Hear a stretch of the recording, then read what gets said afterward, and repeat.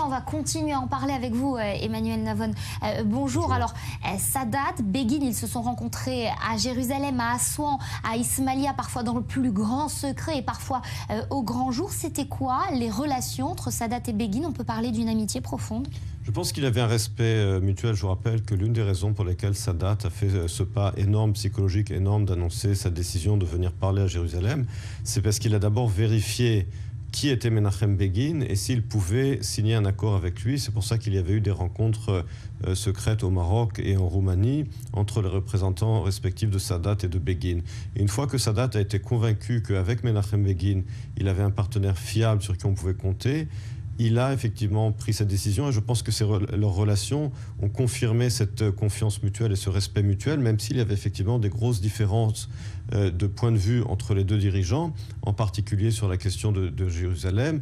Les négociations de Camp David à plusieurs reprises sont entrées en crise parce qu'il y avait des divergences. Mais en dépit de ces divergences, un respect mutuel.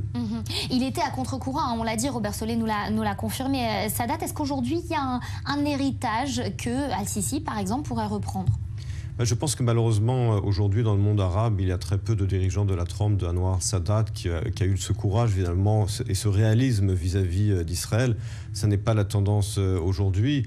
Comme l'a rappelé l'interview précédente, Sadat, effectivement, politiquement, a joué un peu avec le feu. Ce n'est pas le seul dirigeant arabe à l'avoir fait, à savoir faire rentrer les islamistes dans la politique nationale pour écarter les marxistes. Et on a vu les conséquences à long terme de cette politique. Alors, Al-Sisi est également un réaliste. On voit qu'il coopère avec Israël parce qu'il y a des intérêts communs dans la péninsule du Sinaï pour la lutte contre l'islam radical et les branches diverses d'Al-Qaïda, également la lutte commune contre le Hamas dans la bande de Gaza. Mais encore une fois, Sadat était un homme de réel politique et il y avait des intérêts communs avec Israël. C'est également aujourd'hui ce qui crée ce lien entre Israël et l'Égypte d'aujourd'hui. Mais malheureusement, je ne dirais pas qu'il y a une suite à Sadat dans le monde arabe aujourd'hui, dans le reste du monde arabe. Pas de véritable héritage. Merci beaucoup, Emmanuel Navon, de nous en avoir parlé.